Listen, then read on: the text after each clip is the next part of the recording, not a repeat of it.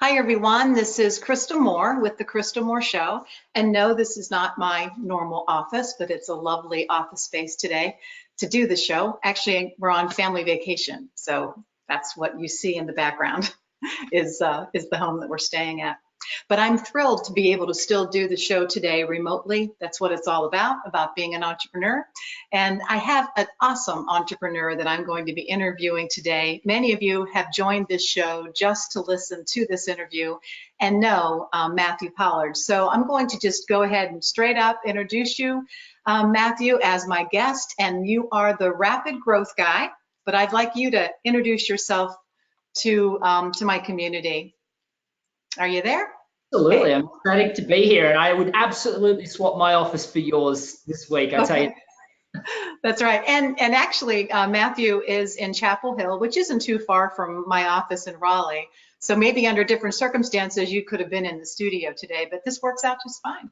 Absolutely. And Yeah. for those people that don't know our area that well, you know, it's a triangle, right? So it's actually a pretty significant drive between each other. So the commute to this one was much closer. That's right. Well, I'd love for you to introduce yourself to our audience. Give them a background, kind of where you come from. What were some of your business struggles initially, and kind of how did you get to where you are today?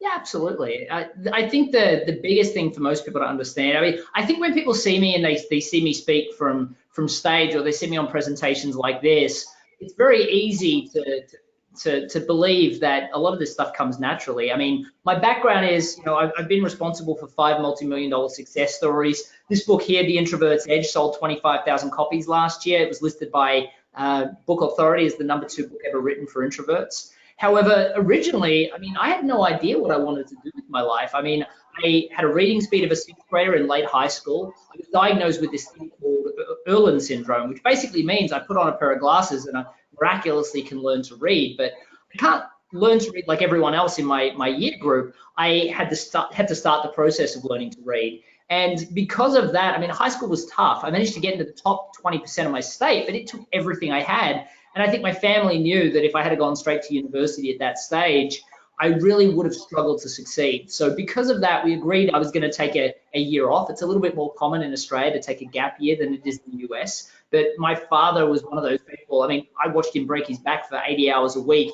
every week while I was growing up to support the family. There was no way I was going to let me sit on the couch. So I took a job at a real estate agency, and most people think, obviously, I was the person out selling, but I wasn't. I was actually the person in the back office doing data entry with a look on my face saying, don't speak to me. You know, I'm here just to do data entry and find myself for the year. But shortly after that, I mean, I lost my job just before Christmas. The company shut down. Well, they shut down that office. And the only job I could find was commission-only sales. I mean, in Australia, we take our summer and our Christmas break at the same time. So there's just no getting a job. I mean, for the people that are hiring out, that are watching today, people that own their own businesses, I mean, there's no one you're going to hire when you're about to go on the holidays on the 20th of December and not come back till the 15th or 20th of January. So I took a job in commission-only sales, which was terrifying for me. And after 5 days product training and not a single second of sales training, I literally got thrown on a street called Sydney Road in Melbourne, Australia. I've got a photo I use in my presentations. It just looks hideous. It's 1,000 doors on each side, all really poor stores, and I was out there to sell telecommunications. I mean, I walked into the first door, and just before I did, I had this realization: no one taught me how to sell. So I took a deep breath. I walked in and I said what I needed to say, or what I thought I needed to say. I was politely told to leave. Shortly after that, I was less politely told to leave. Then I was sworn at. Then I was told to get a real job. And I think it was horrible. And then eventually, I mean, I remember walking in. It was my 93rd door where I made my first sale. I mean, I'd never been more ecstatic to win it, to make about $70. And then I had that next realization, oh my God, I got to do this again tomorrow and the next and the next. So That's frightening. It was an interesting trajectory. I mean, from that to the success that I've had today. I know. And what I love about that early on story, the early stage in sales story, is you were definitely an introvert. And probably why your book was such a bestseller is because it's kind of like the introvert's edge, right? And I think the tagline had something to do with, I think I've got it down here, how the how the quiet and shy can outsell anyone. So obviously you overcame that introversion, and I'd love to know, at what point did you realize that you were meant to be an entrepreneur? Well, firstly, I want to qualify the first statement, because that's what happens all the time. People focus on introversion being a disadvantage, right? So it's like, oh, poor you, you're an introvert. Let me show you how to survive in an extroverted world. Yes. The concept around the introvert's edge, and really why it did so well, is because I don't think we have an advantage at all. What I discovered, I mean, I taught myself how to sell watching YouTube videos. But what I realized is because an extrovert naturally loves to wing things.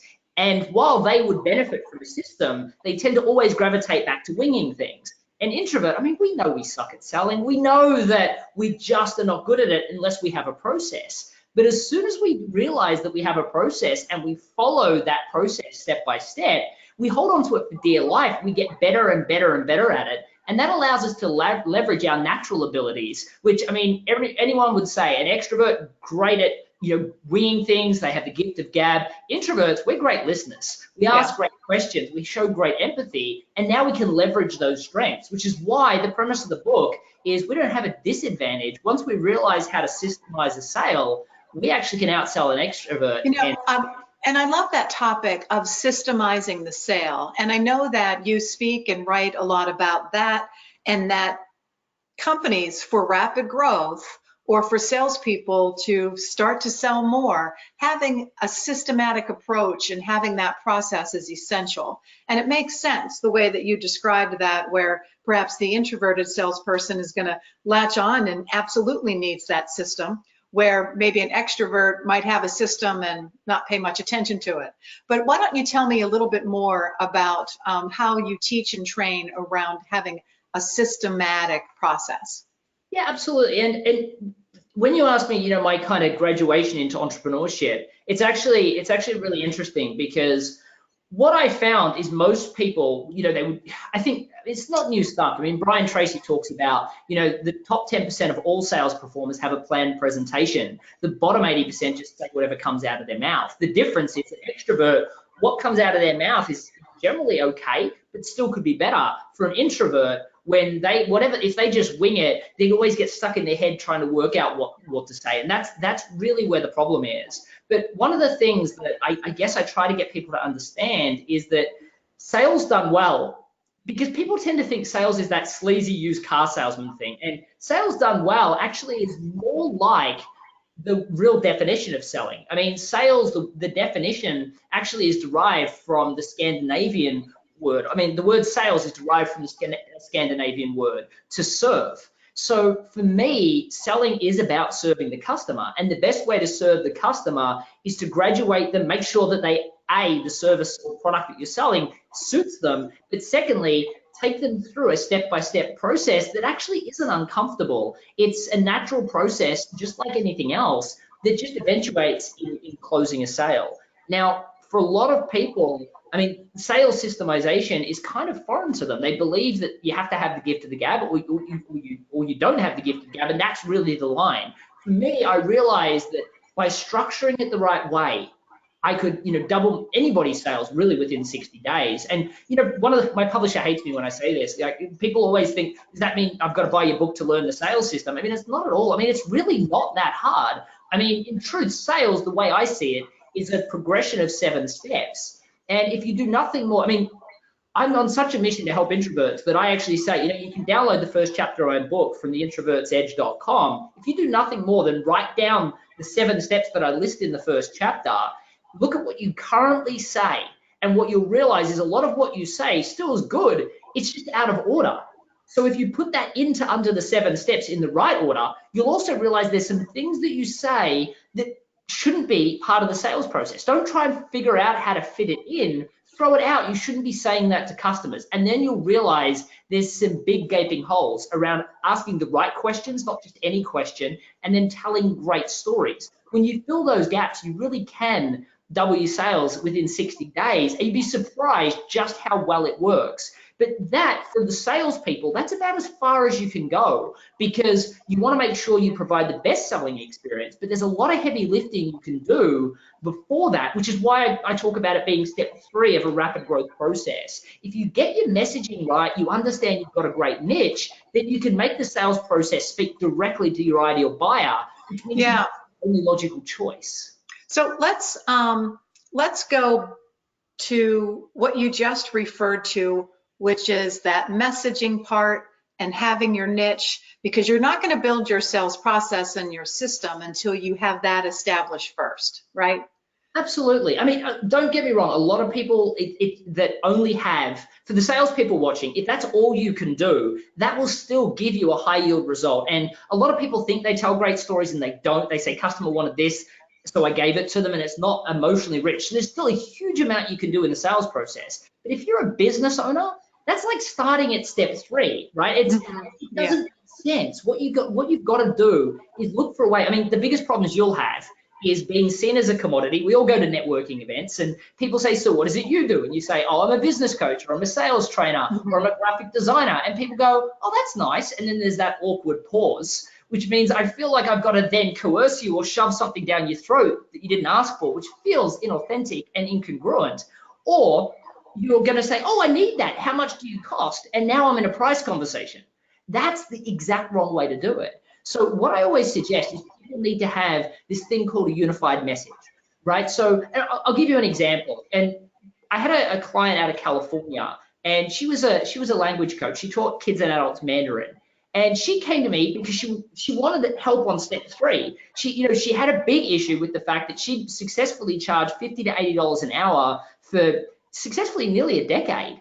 And then all of a sudden, there were all these people moving into California wanting to start their own Mandarin education companies. And they were willing to charge $30 to $40 an hour to get their first clients. Not only that, we now live in a global economy. So there were people offering to do it for $12 an hour from China on Craigslist. And then, thanks to our friends in Silicon Valley, I mean, there were people offering to teach Mandarin in exchange for English tuition. So now we're competing against free. So when she came to me asking for sales training, sure, I could have showed her a few tactics, but again, she's competing against free. So she'd get clients and then she could lose them again, and she'd always be convincing and cajoling. So what I told her we needed to do is avoid the battle altogether. So what we did is we looked at all the clients she'd worked with over that time, and really, of all the hundreds of people she worked with, there were 2 specific people she'd helped with much more than just Mandarin education. I mean, these were executives being relocated across to China, and she helped them understand really 3 major things. The first one was this concept called galaxy. Now, for us, I mean, that means outer space, right? But in China, that's their word for rapport. Like, if I was a really bad salesperson in the US, I might have a 45-minute sales meeting with you and then say, so do you want to move forward? You'd say yes, no, or everyone's favorite, let me think about it.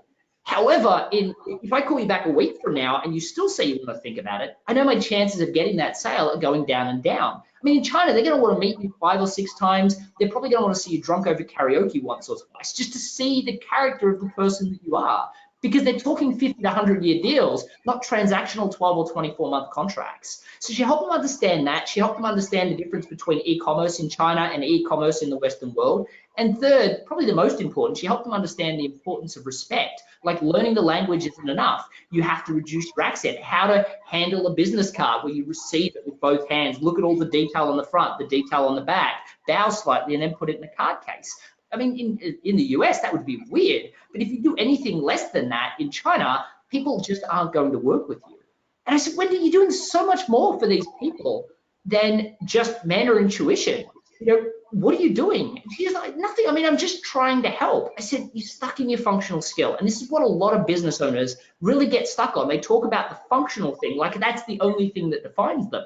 And there's so much more than that. Their unique experiences, unique upbringing, unique past customers who perfectly qualify them to help a group of people. So I said, Wendy, you're stuck in your functional skill. Is it fair to assume as a result of the assistance that you're giving these people, they're going to be more successful in China? And she's like, well, Matt, I mean, of course. I mean, that's the point, right? I said, so why don't we call you the China Success Coach? Instead of focusing on Mandarin education, we actually created this 5-week, what we call China Success Intensive, that worked with the executive, the spouse, and any children being relocated across to China. So now we've got a unified message, and we've identified the niche of executives being relocated to China. So then we can move into sales. And I said, I mean, she was excited about this, but she's like, well, who do I sell it to? I said, well, who do you think your ideal client is? She's like, well, obviously it's the executive. And I said, well, I mean, yeah, I mean, I was terrified moving from Australia to the US, and people here speak the same language, but it's not your ideal client. She said, well, obviously the company would pay. And I said, well, yeah, I mean, they have hundreds of thousands, if not millions of dollars riding on an executive being successful when they get there, but it's still not your ideal client. She frustrated looked at me and she's like, well, who then? I said, your ideal client's the immigration attorney. She looked at me puzzled, and I said, well, think about the industry for a second. These people make $5,000 to $7,000 to do a visa, green card. Like when I moved to the US, I had to go through both processes. And in China, it's kind of similar. I said, these people, though, that's not profit. There's bureaucracy, there's paperwork, the cost of getting a customer. They'd be lucky to make about $3,000. So I suggested just offering them the $3,000 for a successful introduction. So when they started doing this, they loved the idea. They're like, double my profit for a simple introduction. What do I have to say? We said, it's simple. All you've got to do is say, congratulations, you've now got your visa. I just want to double check you're as ready as possible to be relocated across to China. Now, of course, they thought they were ready. They're like, yeah, I've got my visa now, thank you. The kids are learning the language. We're getting pretty good at it too. We've got our place sorted. I think we're set. And they just respond with, there's a lot more to it than that.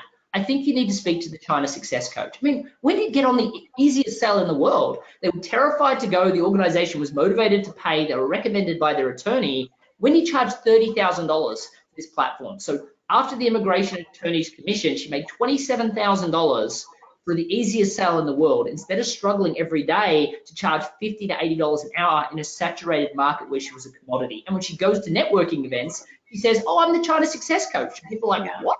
What exactly is that? You know, I was going to pause you during that story, but I couldn't because I was really listening and intently.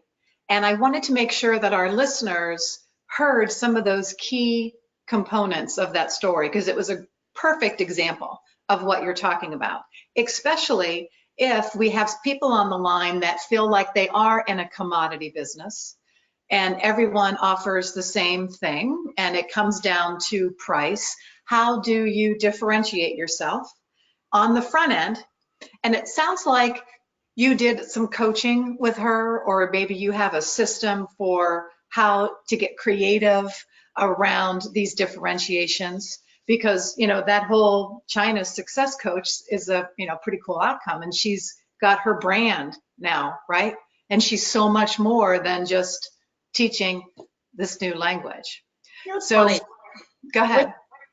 It's almost a different message on a spiritual level, because it actually, I mean, she didn't have to learn new skills. This is what she was doing anyway. And everybody listening, I mean, we all do so many things for our customers. I mean, the reason why people sing our praises and, you know, recommend us to people and they're willing to pay us a little bit more is because they recognize more of our value than we do.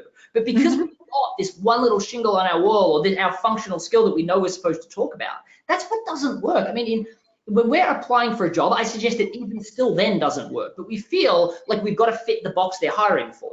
But as an entrepreneur, if we fit that box, then it's just buying eggs at the store. If you don't see the difference, you're going to buy the cheapest one, right? Yeah. So for what I suggest is that people that are kind of listening to this at home, I mean, yeah, of course, I do work with people and I have an online academy, but they don't have to start there. I mean, there's actually, one of the things that I always suggest is the first thing you've got to do. I mean, for Wendy, what we really did is we looked at what were the things she did outside the scope of her functional skill, and then said, what's the higher level benefit of that? For instance, it was Galaxy e-commerce and respect. The higher level benefit was China success. I mean, you look at someone like me. I mean, I'm a business coach, I'm a branding expert, I'm a social media strategist. I teach people sales systemization. I'm a master in neuro-linguistic programming. I mean, no one cares. They don't care how hard how hard it was for me to learn these things, how long I took learning them.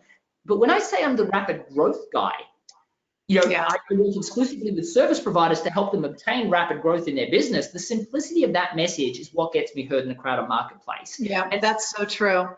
And what I do is, sorry, I was going to mention, I took a course yesterday that I had signed up for on Instagram, because I do Facebook and LinkedIn, but I really don't understand Instagram. So I thought I'm making a shift in my own business, and I'm looking to brand something differently. And they were kind of teaching similar steps in terms of you can't go to market with a go-to-market strategy until you are clear on who your niche is. And then second to that is, there's a saying, get rich in your niche. And there's something to say for that because of the marketing messages that you'll be able to create that really attracts them, your ideal buyer. But so often people will say, well, I want to sell to everybody, or everyone's my customer, or everyone needs these products that I sell. So I don't want to just, focus in a niche. And what would you say to business owners that feel that way? So there are a couple of things there. So the first thing is most people tend to shy away from a niche because it sounds counterintuitive, especially when we're starting our own business. I mean, we need any customer will do, right? I mean, that's what we're focused on. So the problem is that we feel like we're doing ourselves a disjustice. Now, here's the thing. If you focus your message broad, that's crazy. You've got less economies of scale, less experience, less testimonials than everybody else that you're competing against. So it makes no sense at the start. You need to go super fine so you become the only logical choice to a certain demographic. And even later, when you get big, it's still crazy to not focus on a niche because you could own a specific niche. Now, so a lot of times it's fear focused.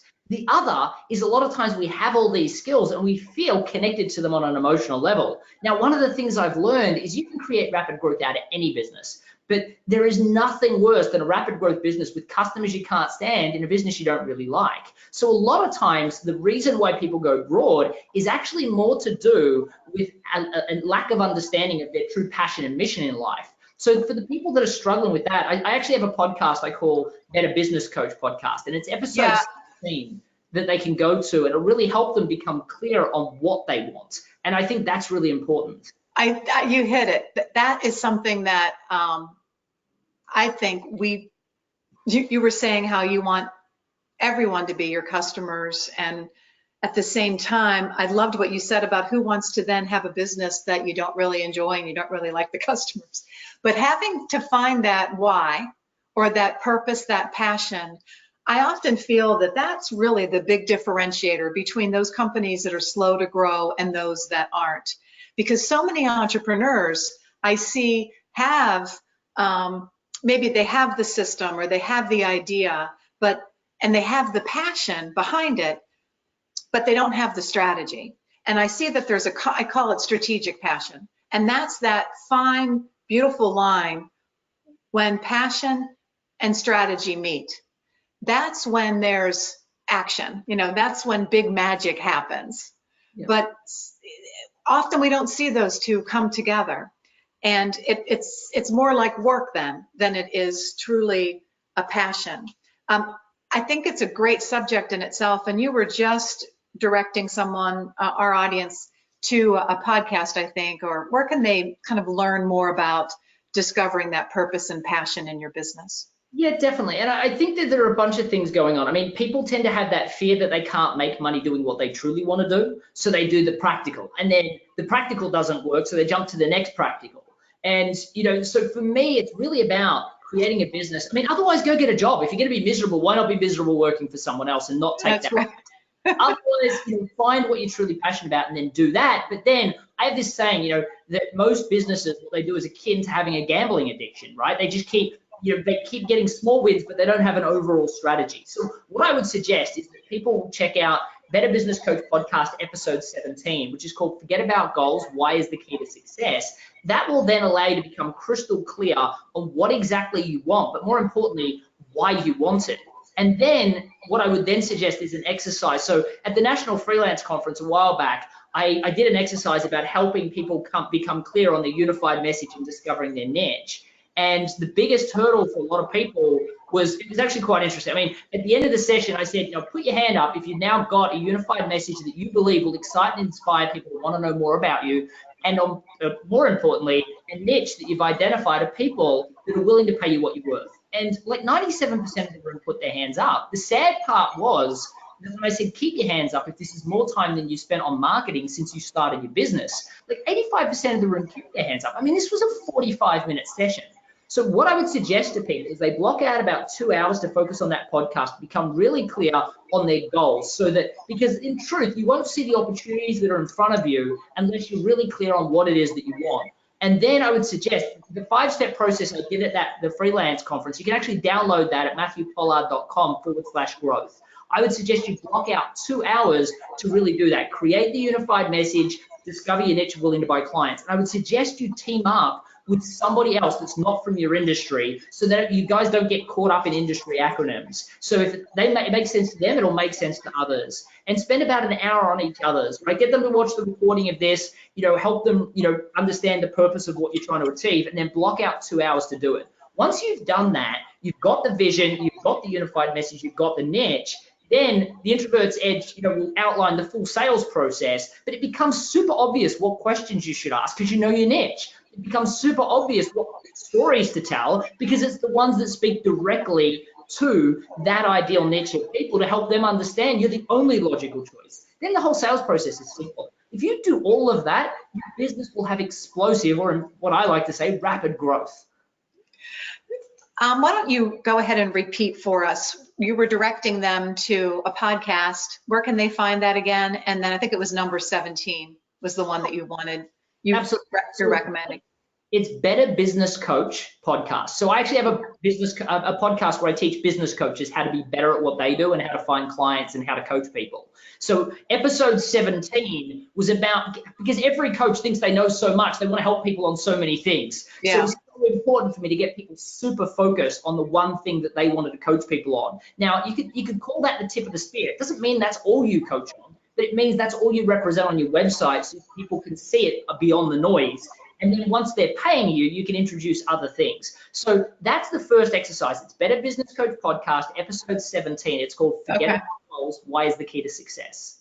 Yeah, and when you were talking about goals too, I remember reading where you speak, about 5 key things for successful entrepreneurs. And one of them was 100% focused on your goals and having goals. And, it astonishes me, and when I'm working with clients and sales leaders and business owners, that's something that's lacking. I mean, they really don't have that vision or those goals that they can hold themselves accountable to reaching and attaining.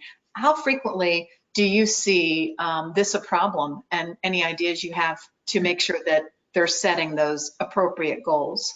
Yeah, I mean, so it's an epidemic problem. But the interesting thing is that a lot of business owners have never actually thought about what they want. They just know they want to work in business that revolves around them, their family, and their life, and not the other way around. Or they know they want these cool things, but they've never really thought them through. And what I find is it's because people tend to inherit their goals from their mother, their father, their, drunk roommate they had in college. They just hear these things and they're like, that's what I want. And then they spend the rest of their life charging towards it, which generally means that they either get there and then they're like, oh my God, this isn't what I thought it was. I mean, I won a pretty significant award in my home country of Melbourne, Australia in 2014. And I remember going home, I was miserable, because if that's what success looks like, I mean, you could keep it. But then a lot of other people struggle to muster the fire in their belly to go out and get it. And then when the other side of that is, so I do this exercise, basically it tells them to set 3 business goals or 3 career goals and 3 personal goals, because that'll drive you. But then that's a means to an end. It's really the next part where I get you to summarize each one of the goals in 250 words or less, including why it's important to you. I find the high achievers write the goals really quickly, but a lot of times they struggle to articulate the whys, and that helps them realize their goals actually weren't that important, and then they're forced to recreate them. But the other really key thing here is, in neuro-linguistic programming, we learn we're presented with 2 million bits of information every single second. I mean, our brain's a supercomputer, but it processes about 126. So we tend to delete, distort, and generalize everything we see, feel, hear, and smell based on our beliefs, our values, our past experiences, and a subset of that is our goals. So while I'd like to think I'm a great coach, in truth, just getting people laser focused on what they want, and more importantly, why they want it, allows them to see opportunities that are right there in front of them. And when they get to that 5-step exercise of creating their unified message and discovering their niche, they're going to be forced at step 3 to make some pretty tough choices. And it's got to be passion focused. It's got to be based on what you truly want. Because if you haven't done that exercise, you'll either make the practical decision and then not find a way. You'll hedge, which is terrible because you've got diminished returns of time. You've got fixed money, fixed time. It's terrible. So you've got to make those choices before you do the exercise, or you'll make the wrong decision, or you'll do it in a lackluster way that won't get you the outcome. Yeah. You know, it sounds like there's a lot of work here, right? A lot of creative work, a lot of time to just kind of step back and do some reflection and introspection on that purpose and passion, and build those messages, and then build your strategy, and then, okay, what's your systemized sales process? I mean, it's a little exhausting. Any thoughts? Well, you know what's interesting? I see people, like I've had people inside my academy that have gone, oh my God, I've just got too many things on and I just don't have the time for this. But the truth is, and this is always the same answer, how much time do you spend going to networking meetings, writing proposals, following up customers? How much mental torture is it to find out somebody you knew you would be an ideal fit for, they end up going with somebody else, or just you can't get them back on the phone? It's a lot more time to not do this stuff. And surprisingly, I mean, I did the freelance conference in 45 minutes and we got the unified message. What are we talking about? A couple of hours on goals, a couple of hours on message and niching, and then putting together your system? It's like less than a day's work you could do over the course of a month. Block out the time, just do it, find an accountability partner. Well, you know what? Spend the next 10 years in that hamster wheel, constantly complaining about the fact that people don't appreciate your value. That's what's exhausting. This is really good for me too, I have to say, Matthew, because I'm at a stage where I'm looking at this transition of my business and building something fresh and new, and I'm excited about it. But I too need to go listen to your podcast number 17 and just make sure that I'm creating that niche and that right message before I just start going for it. So I appreciate that. But I know we have so much that we could talk about, and I'm just thankful that we at least had 30 minutes that you could share some of your expertise with the audience. Is there anything that you wanted to make sure that you said before we go? Anything that you think is kind of like a powerful takeaway for them? Look, I think the only thing I would say is I think a lot of salespeople and a lot of small business owners, I mean, we're so proud of this word, the hustle, these days. I think the hustle's ridiculous. I mean, I don't hustle. I mean, I'm strategic. I do the planning beforehand, and I do a lot of work for a period of time. And then it's supposed to get easier. Otherwise, why commit to that? So I think the biggest thing, I mean, Abraham Lincoln has this famous quote that, if I was given 6 hours to chop down a tree, I'd spend the first 4 sharpening the axe. And I think most businesses, what they do is akin to just keeping on chopping. I think what we've highlighted today is great information. Hopefully it was motivational, but it means nothing unless you actually block out the hours and actually do that. So do the work. I would suggest that people block out the time in their calendar and they just call it sharpen the axe time. And whether it's my stuff, which, I'd be honored if you spend time going through and doing those templates, because I think it'll really help you, or it's somebody else's stuff. Just spend time sharpening the axe every week. And I promise you, if you dedicate 20% of your time to sales and marketing, learning, and then activities, I mean, sooner or later, very, very quickly, I read an article, I put it on LinkedIn recently because I just reposted it from CEO Magazine. And I said, dedicate 20% of your time to less stress and higher profits. And that comes from spending time on your business, not in it, in the sales and marketing activity. Yeah, awesome. Perfect. Thank you. Hey, I'm going to share a slide that has your contact information, kind of a little bit who you are, and let me see, is it up there? Do you see it? Yep, there you are, the rapid growth guy. And the best way to get a hold of you is to check out your website. If you go to MatthewPollard.com, you can learn a ton about Matthew and his past experiences and his areas of expertise, but a lot more about the products and the community that you serve. So I am hopeful that they'll check you out. Thanks so much, Matthew. You're very welcome. welcome. To see you soon. Yeah, we'll get together in person when I'm in Chapel Hill. Well, I love sharing your beach vacation with you nonetheless. Thank you. I'm going to take the baby to the pool now.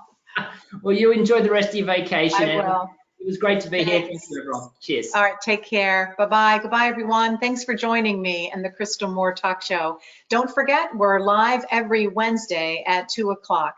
So mark your calendars, and we always have exciting guests that can give you some additional information and inspire you to be the best that you can be. I'll talk with you soon. Thanks.